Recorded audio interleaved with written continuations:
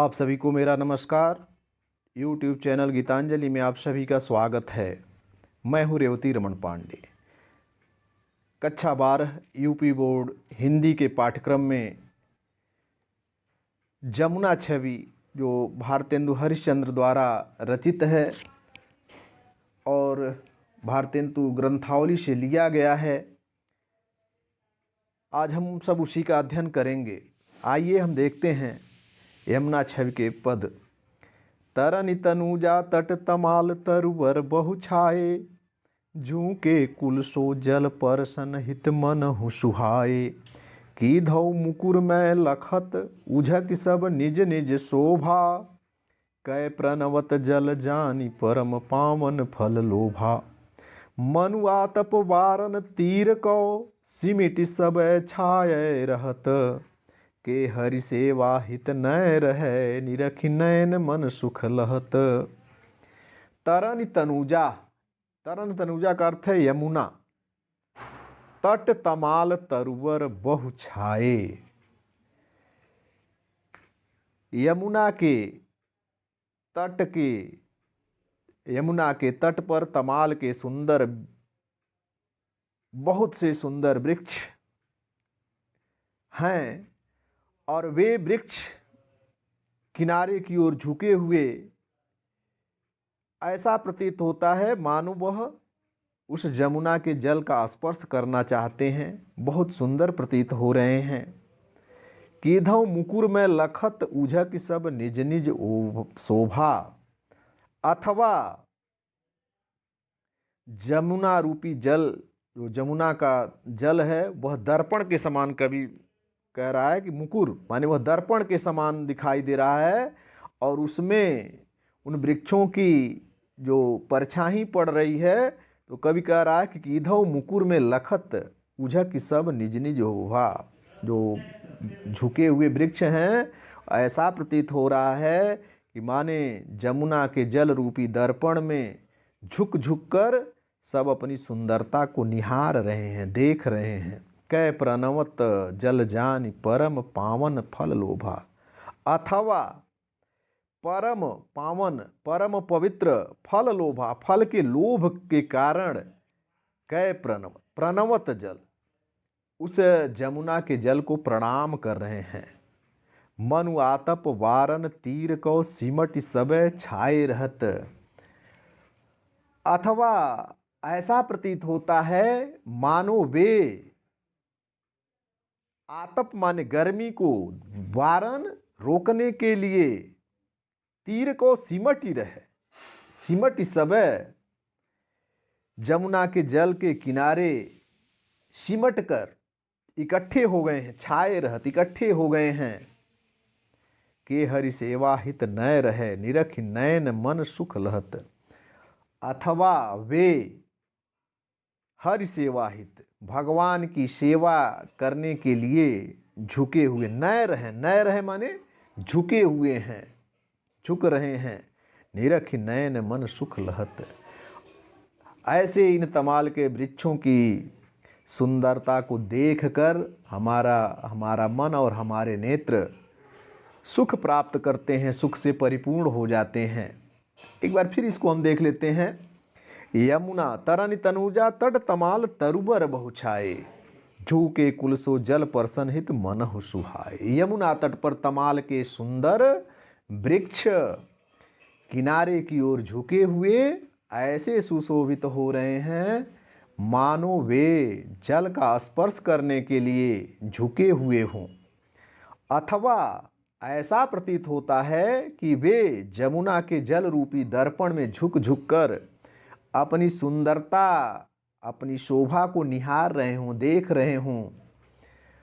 अथवा कै प्रणवत जल जानि परम पावन फल लोभा, अथवा उस जमुना के जल, पवित्र जल को देखकर परम पवित्र फल के लोभ से उसे प्रणाम कर रहे हों।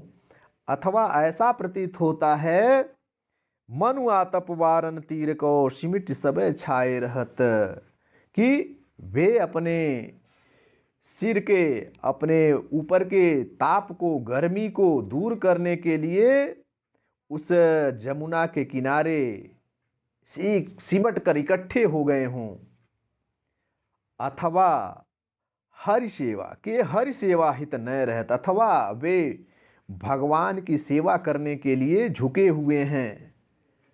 भगवान की सेवा करने का मतलब कि जमुना का जल अत्यंत भगवान श्री कृष्ण को प्रिय है और भगवान उसमें जल में हमेशा दिखाई देते हैं। कालिया नाग को उस जल में मारा था, तो ऐसा प्रतीत होता है वो वृक्ष इस आशा में कि भगवान इस जल में हैं और उनकी सेवा करने के लिए झुके हुए हैं। ऐसे इन तमाल के सुंदर वृक्षों को देखकर हमारा मन और हमारे नेत्र सुख से भर जाते हैं। मन सुख लहत, नैन आँखें मन सब सुख प्राप्त करते हैं, सुख से परिपूर्ण हो जाते हैं। प्रस्तुत पद में तमाल वृक्षों का मानवीकरण किया गया है, प्रकृति का आलंबन के रूप में चित्रण हुआ है। इस पद की भाषा ब्रज भाषा है। इसमें तरन, तनुजा, तट, तमाल, तरुवर इन पदों में त की बार बार आवृत्ति हुई है, अतः यहाँ उत्प्रेक्ष है, क्या कहते हैं, अनुप्रास अलंकार है। मानो, मनोजनो शब्द का प्रयोग हुआ है, अतः अनुप्रास अलंकार है। कै, की, धौ इत्यादि का प्रयोग हुआ है, उससे संदेह अलंकार भी इसमें होता है। श्रृंगार रस है, लक्षणा सब शक्ति है, माधुर्य गुण है। इसमें छप्पे छंद का प्रयोग हुआ है।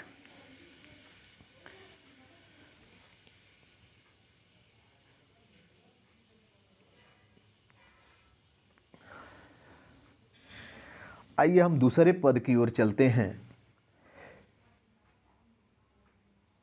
तीन पै जेहि छिन चंद ज्योतिराका निशियावती, जल में मिलिकै नभयम नीलव तान तनावती, होत मुकुरमय सबे तबे उज्ज्वल ओभा, तन मन नयन जुड़ात देख सुंदर सो शोभा, सो को कवि जो छवि कही सकै, ताछन जमुना नीर की, मिली अवनी और अंबर रहत, छवि इकसी नभ तीर की।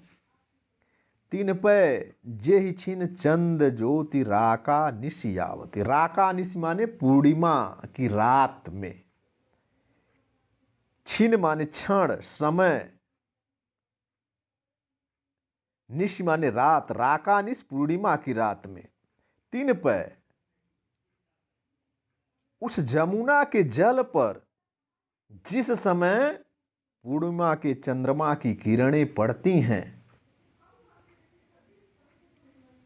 जल में मिलके नभ अवनी लो तान तनावती, जल में मिलके तो वह चंद्रमा की पूर्णिमा के चंद्रमा की किरणें जल, उस जमुना के जल में मिल करके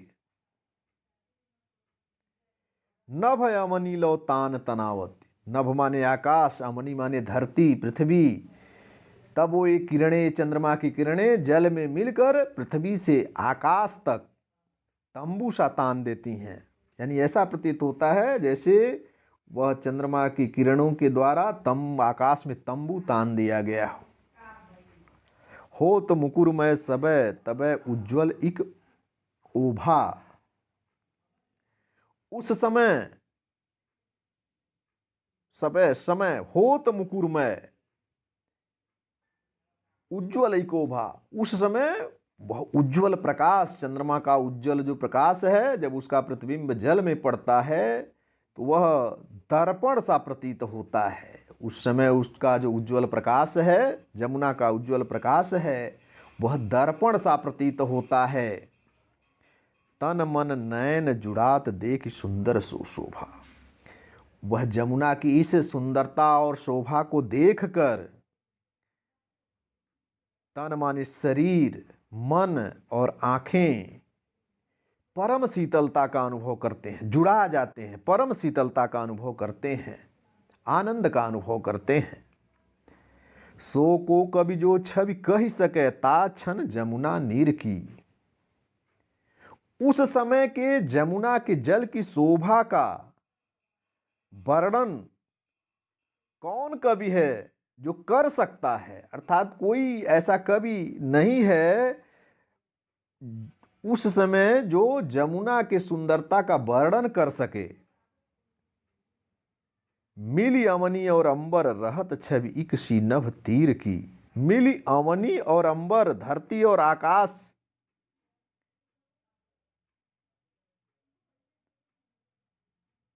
नदी तट की सुंदरता जो है, उस जमुना के किनारे की सुंदरता ऐसी दिखाई देती है। तो कहा कि ऐसे क्षणों में आकाश और नदी तट की सुंदरता, अवनी और अंबर रहत, आकाश और धरती, छवि इक सी नभ तीर की।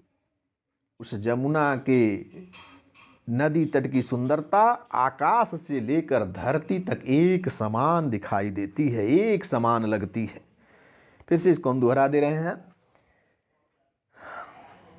तीन पै जे छिन चंद ज्योति राका निशि आवती। जब यमुना के जल पर पूर्णिमा के चंद्रमा की किरणें पड़ती हैं, तब ये किरणें जल में मिलकर पृथ्वी और आकाश तक तंबू सा तान देती हैं, टेंट बना देती हैं। जिसको कहते हैं तंबू, न समझ में आए तो टेंट। होत मुकुर में सबे तबे उज्ज्वल एक ओभा। उस समय उस जमुना के जल का प्रकाश, उज्ज्वल प्रकाश दर्पण सा प्रतीत होता है। मुकुरमय माने दर्पण के समान प्रतीत होता है। तन मन नयन जुड़ात देख सुंदर सो शोभा। और यमुना की इस सुंदरता और शोभा को देख करके शरीर, मन और आंखें परम शीतलता का, परम आनंद का अनुभव करते हैं, जुड़ा जाते हैं, परम आनंद का अनुभव करते हैं। सो को कवि जो छवि कही सके ता छन जमुना नीर की। उस समय के यमुना के जल की शोभा का वर्णन कोई कवि नहीं कर सकता। जितनी सुंदर उस समय यमुना का जल दिखाई दे रहा है, उसके किनारे दिखाई दे रहे हैं, कोई कवि में ऐसा सामर्थ्य नहीं है जो उस सुंदरता का वर्णन कर सके। मिली अवनी और अंबर रहत छवि इक सी नभ तीर की। ऐसे क्षणों में आकाश और नदी तट की सुंदरता, आकाश अवनी, धरती और अंबर, आकाश और धरती और आकाश की सुंदरता नभ तीर की, बने नदी तट की, नदी के किनारे की सुंदरता आकाश से लेकर धरती तक एक समान दिखाई देती है। प्रस्तुत पंक्तियों में भारतेंदु हरिश्चंद्र ने यमुना तट की सुंदरता का बड़ा ही मनोहारी चित्रण प्रकृति के आलंबन के रूप में तथा अतिशयोक्ति अलंकार का सहारा लेकर किया है।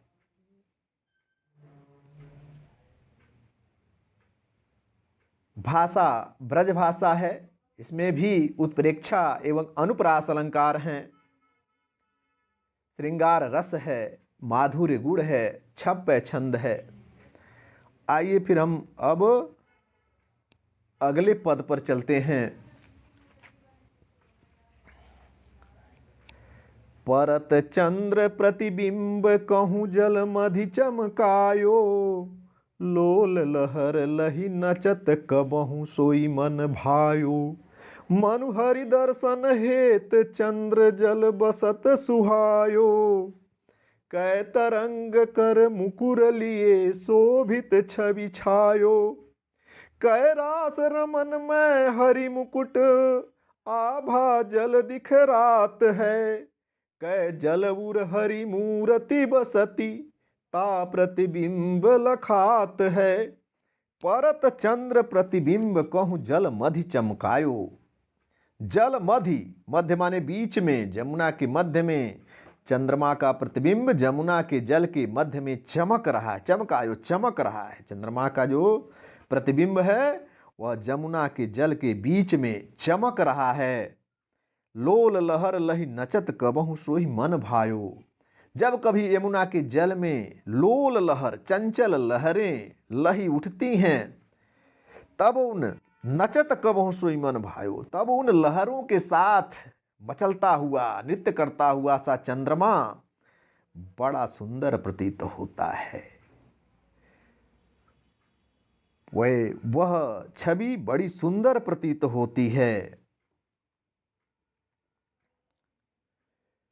मनु हरि दर्शन हेत चंद्र जल बसत सुहायो। चंद्रमा की वह मन की को हरने वाली छवि ऐसी लगती है कि मानो जल में निवास करने वाले नारायण अर्थात हरि, हरि भगवान श्री कृष्ण को भी कहते हैं, भगवान विष्णु को भी कहते हैं। यहाँ विष्णु के दर्शन करने के लिए, मानो भगवान विष्णु के दर्शन करने के लिए वह जल में उतर आया, वह चंद्रमा ऐसा प्रतीत होता है मानो दर्शन, भगवान विष्णु के दर्शन हेतु, दर्शन करने हेतु जल में निवास करने के लिए उसमें उतर गया हो। बड़ा सुंदर लग रहा है। कै तरंग कर मुकुर लिए शोभित छवि छायो।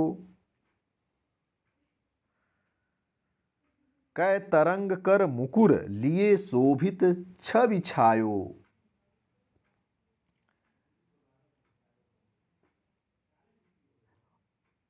अथवा चंद्रमा का वह प्रतिबिंब ऐसा शोभित होता है, ऐसा सुशोभित होता है मानो तरंग कर, तरंग रूप ने, तरंग ने कर माने अपने हाथ में मुकुर लिए, दर्पण ले रखा हो।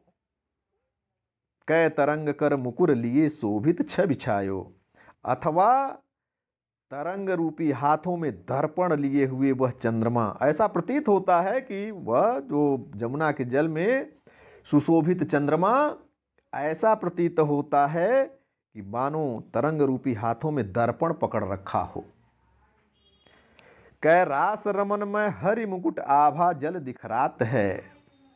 कै रास रमन में अथवा जमुना के किनारे रास क्रीड़ा में रमे हुए, कै रास रमन में, जमुना के किनारे रास क्रीड़ा में रमे हुए हरि मुकुट, भगवान श्री कृष्ण के मुकुट की आभा अर्थात चमक जल दिखरात है, चंद्रबिंब के रूप में जमुना के जल में दिखाई पड़ रही है। कै जल उर हरि मूर्ति बसति ता प्रतिबिंब लखात है। अथवा उस जमुना के हृदय में हरि की मूर्त, भगवान श्री कृष्ण की मूर्ति बसी हुई है और उसी का प्रतिबिंब चंद्रमा के रूप में दिखाई पड़ रहा है। कै जल उर हरि मूर्ति बसे ता प्रतिबिंब लखात है। अथवा कभी कल्पना कर रहा है कि उस जमुना के जल में भगवान की मूर्ति बसी हुई है और उसी भगवान की मूर्ति चंद्रबिंब के रूप में दिखाई दे रही है। फिर से एक बार देख लेते हैं इसको, व्याख्या थोड़ी बड़ी हो जा रही है लेकिन समझ में आए इसके लिए इसको दोबारा कहना जरूरी है। परत चंद्र प्रतिबिंब कहूं जल मधि चमकायो। चंद्र प्रतिबिंब, चंद्रमा का प्रतिबिंब जल मधि, जमुना के जल के मध्य में चमकायो, चमक रहा है, पड़ता हुआ चंद्रमा के जो प्रतिबिंब है वह जमुना के जल के मध्य में चमक रहा है। लोल लहर लही नचत कबहु सोई मन भायो। जब कभी यमुना के जल में चंचल लहरें उठती हैं, लोल लहर, चंचल लहरें उठती हैं, तब उन लहरों के साथ नाचता हुआ चंद्रमा, नृत्य करता हुआ चंद्रमा मेरे मन को सुंदर लगता है, मुझे सुंदर लगता है। मनु हरि दर्शन हेतु चंद्र जल बरसायो। और वह मन को हरने वाली चंद्रमा की छवि ऐसी लगती है मानो भगवान विष्णु के, भगवान श्री कृष्ण के दर्शन करने के लिए वह चंद्रमा जल में उतर गया हो। कै तरंग कर मुकुर लिए शोभित छवि छायो। वह चंद्रमा का प्रतिबिंब ऐसा शोभित, उस चंद्रमा की छवि है जो वह चंद्रमा का प्रतिबिंब है, ऐसा प्रतीत होता है, ऐसा शोभित सुशोभित होता है मानो तरंगों ने अपने हाथ में दर्पण ले रखा हो। तरंग कर मुकुर लिए, तरंगों ने अपने हाथ में दर्पण ले लिया हो। वह चंद्रमा का प्रतिबिंब उस जमुना के जल में ऐसा सुशोभित होता है। अथवा कै रास रमन में हरि मुकुट आभा जल दिखरात है।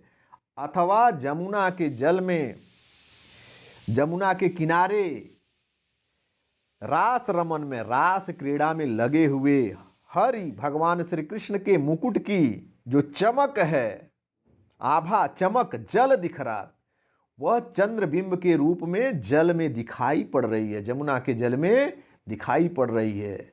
मानो अथवा जमुना के किनारे रास क्रीड़ा में भगवान श्री कृष्ण के मुकुट की चमक ही चंद्रबिंब के रूप में जमुना के जल में दिखाई पड़ रही है। कै जल और हरि मूर्ति बसति ता प्रतिबिंब लखात है। अथवा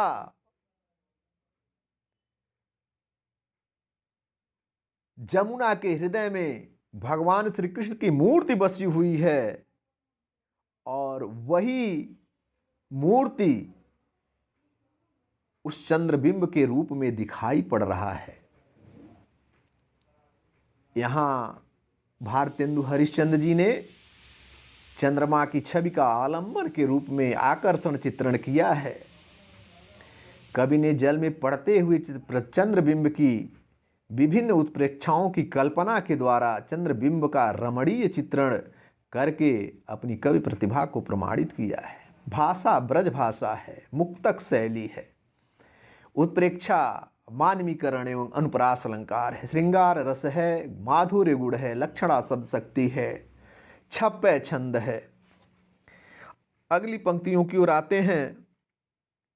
कबहु होत सतचंद कबहु प्रकटत दूर भाजत, कबहु होत सतचंद कबहु प्रगटत दूरी भाजत, पवन गमन बस बिंब रूप जल में बहु साजत, मनुष्य शशि भरी अनुराग जमुन जल लोटत डोले, कै तरंग की डोर हिनोरनि करत कलोले, कै बाल गुड़ी नभ में उड़ी सोहत इत उत धावती, कै अवगाहत डोलत को ब्रज रमनी जल आवती, कबहु होत सतचंद कबहु प्रगटत दूरी भाजत।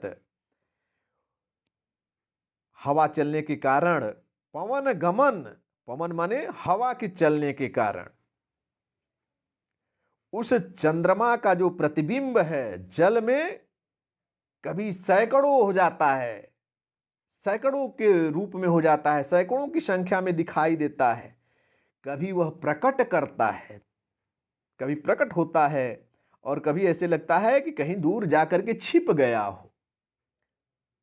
तो कबहु प्रकट प्रकटत क दूरी भाजत, वह हवा के चलने के, पवन गमन, गमन माने गमन चलना, पवन माने हवा, वायु, वायु के चलने के कारण उस चंद्रमा का प्रतिबिंब जल में बहुत सुशोभित हो रहा है। कभी तो वह सैकड़ों की संख्या में हो जाता, कबहु होत सतचंद, कभी वह चंद्रमा सैकड़ों की संख्या में हो जाता है और प्रकट रूप में दिखाई देने लगता है, प्रकट हो जाता है, सैकड़ों रूप में प्रकट हो जाता है। दूरी भाजत, और कभी वह क्या होता है, छिप जाता है, दिखाई नहीं देता है। मनु शशि भरी अनुराग जमुन जल लोटत डोले, मनु शशि मानो चंद्रमा, अनुराग भरी प्रेम से परिपूर्ण होकर, प्रेम से भरकर जमुन जल लोटत डोले, प्रेम से विह्वल होकर के उस जमुना के जल में लोटता हुआ इधर उधर घूम रहा है। कै तरंग की डोर हिरो हिंडोरन करत कलोले,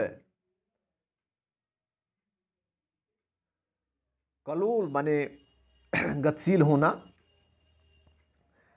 कै तरंग की डोर हिरोरनी, हिडोरन माने होता है झूला, हिडोला झूला जिसको कहते हैं, करत कलोले,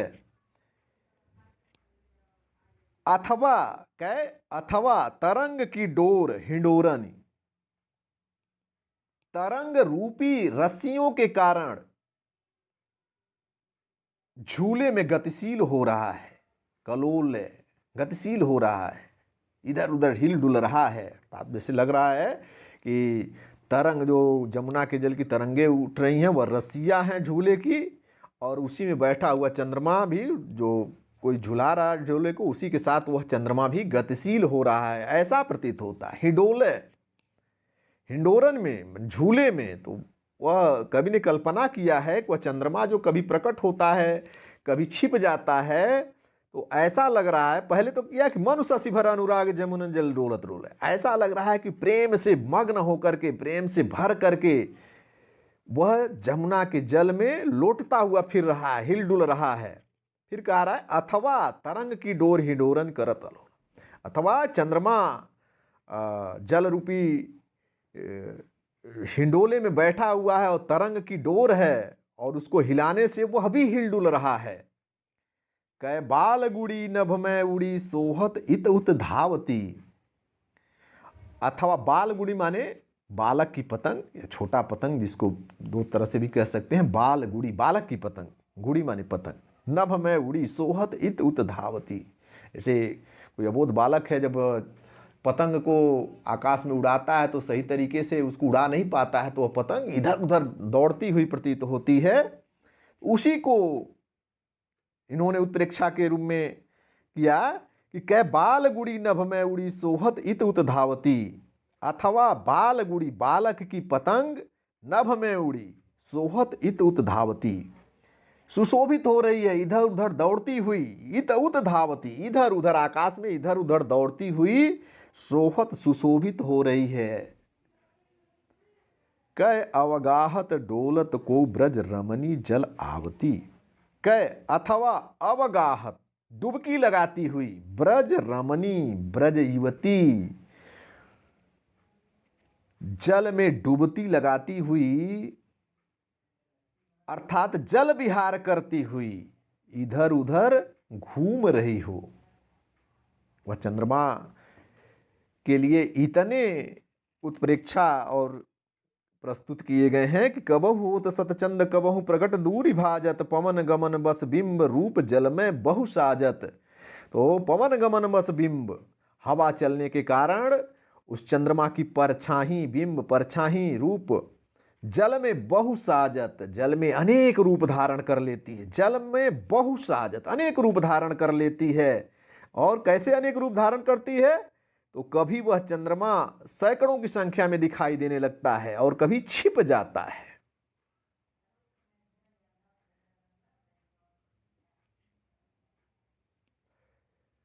मनु शशि भरी अनुराग जमुन जल लोटत डोले, और हवा के कारण वह चंद्रमा की हिलती हुई जो प्रतिबिंब है, परछाई है, ऐसी प्रतीत होती है कि मानो चंद्रमा प्रेम से वशीभूत होकर, प्रेम से भर करके जमुना के जल में लोटता हुआ घूम रहा हो।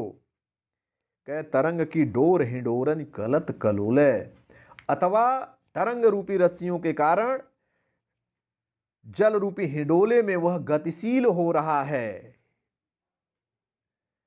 कै बाल गुड़ी नभ में उड़ी सोहत इत उत धावती, अथवा किसी बालक की पतंग आकाश में इधर उधर दौड़ती हुई सुशोभित हो रही है। कै अवगाहत डोलत को ब्रज रमणी जल आवती, अथवा जल में डुबकी लगाती हुई कोई ब्रज युवती जल विहार करती हुई इधर उधर घूम रही हो। ऐसा लग रहा है कि कोई ब्रज की जो युवती है, गोकुल की युवती है, स्त्री है, वह जल में डुबकी लगाती हुई और उसमें डूब करके इधर उधर वह तैर रही हो, जल विहार करती हुई घूम रही हो।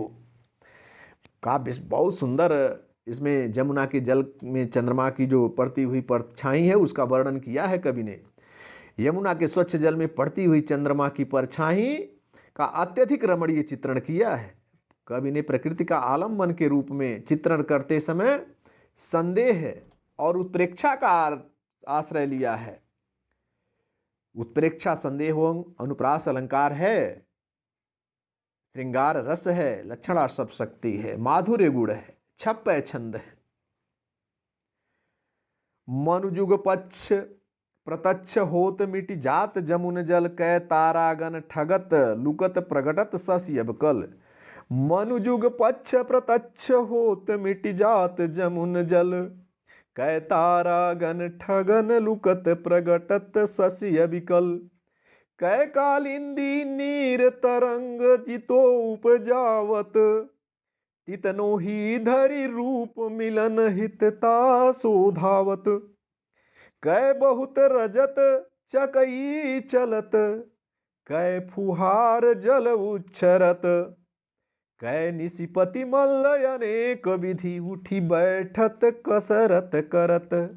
मनु जुग पक्ष प्रत्यक्ष होत मिट जात जमुन जल।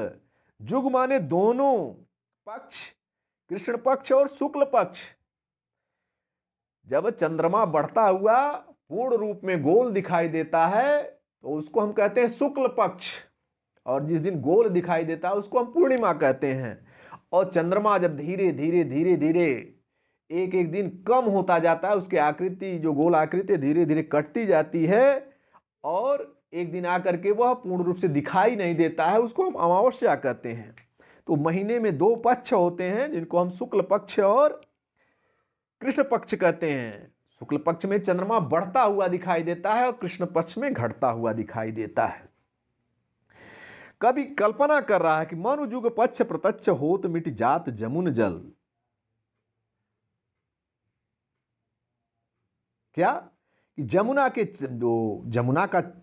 चंचल जल में पूर्णिमा के चंद्रमा का ही प्रतिबिंब राका निशी, पिछले पद में कहा गया ना, अगले पदों में कहा गया।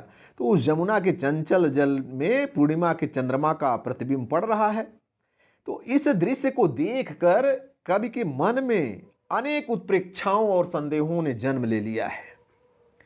तो कवि कह रहा है मनु जुग पक्ष प्रत्यक्ष होत मिट जात जमुन जल। मानो चंद्रमा दोनों पक्षों, किसमें, कृष्ण पक्ष तथा शुक्ल पक्ष में उदित होकर जमुना के जल में विलीन हो जा रहा है। प्रकट भी हो रहा है और विलीन भी हो जा रहा है। जैसे शुक्ल पक्ष में उदित होता है और कृष्ण पक्ष में विलीन हो जा रहा है। तो कवि का कहने का मतलब है कि उस जमुना के जल में चंद्रमा दोनों पक्ष में के साथ उपस्थित हो गया है, दोनों पक्ष में एक साथ उपस्थित हो रहा है। अचानक वह दिखाई दे रहा है और अचानक वह छिप जा रहा है, विलीन हो जा रहा है। तो यह परीक्षा किया कि वह चंद्रमा का प्रतिबिंब ऐसा प्रतीत होता है मानो चंद्रमा दोनों पक्षों में, कृष्ण पक्ष तथा शुक्ल पक्ष में उदित होकर जमुना के जल में विलीन हो जा रहा है। उदित भी हो रहा है और विलीन भी हो जा रहा है। कै तारागण ठगत लुकत प्रगटत शशि विकल। अथवा ताराओं के समूह को, तारा समूहों को ठगने के लिए, धोखा देने के लिए प्रगटत, पूर्ण रूप से प्रकट हो रहा है और फिर लुकत, छिप जा रहा है। अथवा वह तारा समूहों को धोखा देने के लिए, तारा समूहों को ठगने के लिए पूर्ण चंद्रमा लुका छिपी कर रहा है, कभी प्रकट हो रहा है, कभी छिप रहा है। कै कालिंदी नीर तरंग जितो उपजावत। अथवा कालिंदी नीर, जमुना का जल, जितो तरंग जितो उपजावत, जितनी लहरें प्रकट करती हैं, तरंग लहरें, जितो जितनी उपजावत प्रकट करती हैं, तितनो ही धरे रूप मिलन हित तासो धावत। चंद्रमा तितनो ही, उतने ही धरे रूप धारण करके उससे मिलने के लिए, उस जमुना के जल से मिलने के लिए धावत, दौड़ता है। कै बहु रजत चकई चलत, कै फुहार जल उच्छरत। अथवा ऐसा लगता है कि जैसे जल में चांदी की अनेक चकई चल रही हो, जैसे कोई चकई चलती है उससे जल में फुहारें निकलती हैं, अथवा उसी तरह से चकई चल रही हो, अथवा उस चंद्रमा की जो जल है उस चकई चलने से उसमें फुहारें उठ रही हैं। कै निशिपति मल्ल अनेक विधि उठी बैठत कसरत करत।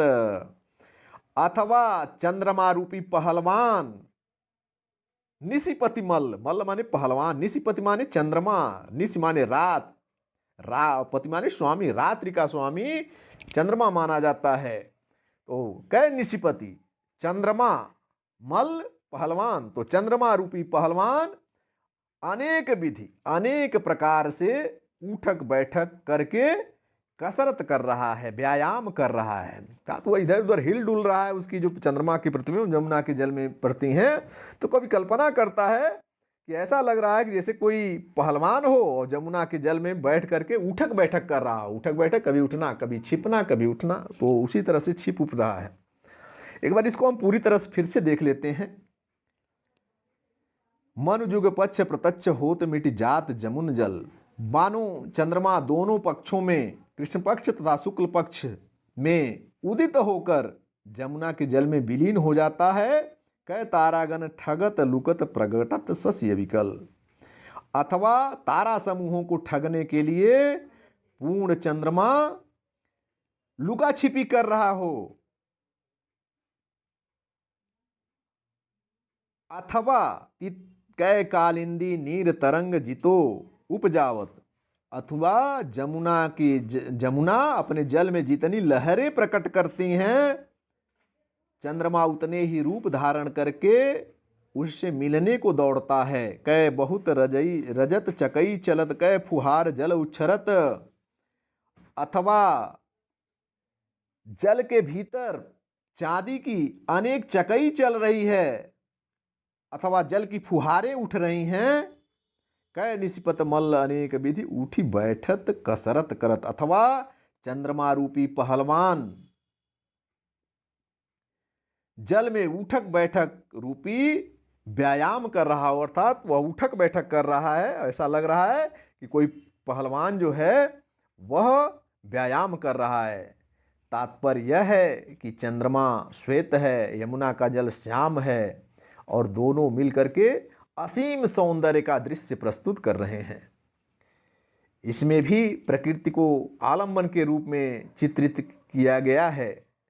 चंद्रमा का जो प्रतिबिंब है उसको विभिन्न प्रकार की क्रियाओं में रत दिखाया गया है। इसमें उत्प्रेक्षा, रूपक, संदेह, मानवीकरण और अनुप्रास अलंकार हैं, ब्रजभाषा है, श्रृंगार रस है, लक्षणा सब शक्ति है, माधुर्य गुण है, छप्प छंद है। अंतिम पद पे आते हैं।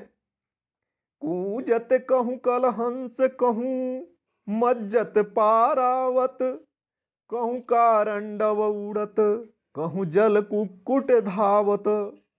चक्रवाक कहूँ बसत, कहूँ बक ध्यान लगावत। सुख पिक जल कहूँ पियत, कहूँ भ्रमरावली गावत।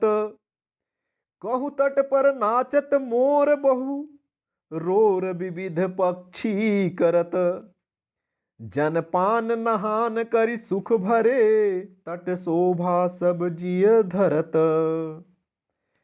कूजत कहूँ कलहंस, कहूँ मज्जत पारावस। कलहंस राजहंस, मज्जत नहाते हैं, कूजत कूजते हैं, आवाज करते हैं।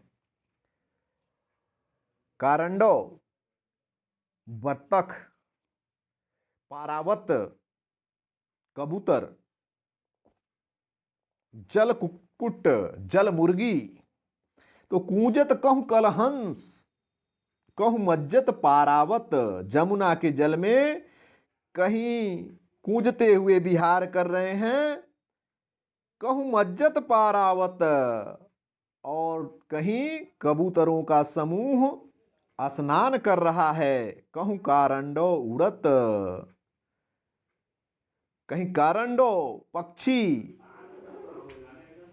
उड़ते हुए दिखाई पड़ते हैं, अथवा बत्तख उड़ते हुए दिखाई पड़ते हैं, अथवा एक प्रकार के हंस उड़ते हुए दिखाई पड़ते हैं। कहूँ जल कुक्कुट धावत, तो कहीं पर जल मुर्गियाँ दौड़ लगाती हुई दृष्टिगत होती हैं, दिखाई देती हैं। चक्रवाक कहूँ बसत, कहीं पर चक्रवाक के जोड़े जल विहार करते हुए दिखाई पड़ते हैं, कहूँ बक ध्यान लगावत, और कहीं बगुले मछलियों को पकड़ने के लिए एक टांग पर ध्यान लगाते हुए दिखाई पड़ते हैं। सुक पिक जल कहूँ पियत, सुक तोते पिक मोर।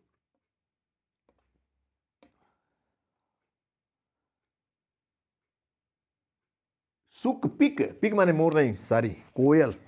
जल कहूँ पियत, कहीं पर तोते और कोयल जमुना का जल पी रहे हैं। कहूँ भ्रमरावली गावती, कहीं भ्रमरों की पत्तियां गुनगुना रही हैं। कहूँ तट पर नाचत मोर, किसी जगह किनारे पर मोर नाचते हुए दिखाई देते हैं।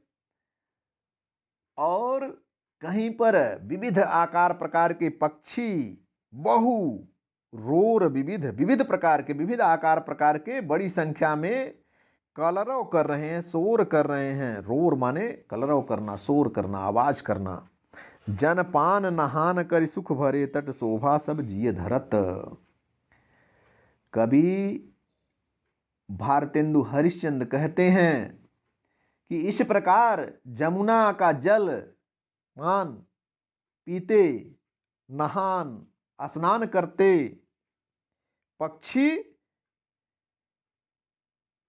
सब प्रकार सुख पाते हुए जमुना के तट की शोभा को बढ़ा रहे हैं, जिय धरत, बढ़ा रहे हैं। और कवि कह रहा सब जिय धरत। भारतेंदु हरिश्चंद्र कहते हैं यमुना की शोभा को मैंने भी अपने मन में धारण कर लिया है, उस सुंदरता को मैंने भी अपने मन में धारण कर लिया है। एक बार देख लेते हैं।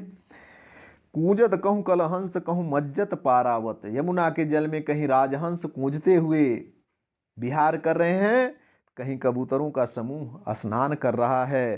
कहूँ कारंडव उड़त कहूँ जल कुक्कुट धावत, कहीं कारंडव नामक हंस विशेष उड़ते हुए दिखाई पड़ते हैं, तो कहीं पर जल मुर्गियां दौड़ लगाती हुई दृष्टिगत होती हैं। चक्रवाक कहूँ बसत कहूँ बक ध्यान लगावत, कहीं पर चक्रवाक के जोड़े विहार करते हुए दिखते हैं, तो कहीं मछलियों को पकड़ने के लिए एक टांग पर बकुले ध्यान लगाते हुए दिखाई पड़ते हैं, बक ध्यान लगाए हुए दिखाई पड़ते हैं। सुक पिक जल कहूँ पियत, कहीं पर तोते और कोयल जल पी रहे हैं, तो कहीं भ्रमरों की पत्तियां, भंवरों की पत्तियां गुनगुना रही हैं। कहूँ तट पर नाचत मोर, बहुरोर विविध पक्षी करत, कहीं पर मोर नृत्य कर रहे हैं और उस जमुना के किनारे विविध आकार प्रकार के पक्षी बड़ी संख्या में मिलकर रोर शोर कर रहे हैं, कलरव कर रहे हैं, आवाज निकाल रहे हैं। जनपान नहान करि सुख भरे तट, शोभा सब जिय धरत। इस प्रकार जमुना का जल पीते हुए, उसमें स्नान करते हुए पक्षीगण सब प्रकार सुख पाते हुए उस जमुना के तट की सुंदरता को बढ़ा रहे हैं। कवि भारतेंदु हरिश्चंद्र कहते हैं कि जमुना की उस सुंदरता को मैंने अपने मन में धारण कर लिया है। कवि ने इसका काव्य सौंदर्य है, भारतेंदु हरिश्चंद्र ने पक्षी विहार के रूप में जमुना की शोभा का जो आकर्षक चित्रण किया है वह बड़ा ही प्रशंसनीय है। ब्रज भाषा है, मुक्तक शैली है, अनुप्रास अलंकार है, शांत रस है, छप है, छंद है, माधुर्य गुण है, अभिधा शब्द शक्ति है इसमें। और आज इस वीडियो में इतना ही। जो लोग मेरे चैनल पर नए हैं वह मेरे चैनल को सब्सक्राइब कर लें और बगल वाले बेल आइकन को दबा करके ऑल कर दें तथा अधिक से अधिक मात्रा में इसको लाइक और शेयर करें। धन्यवाद।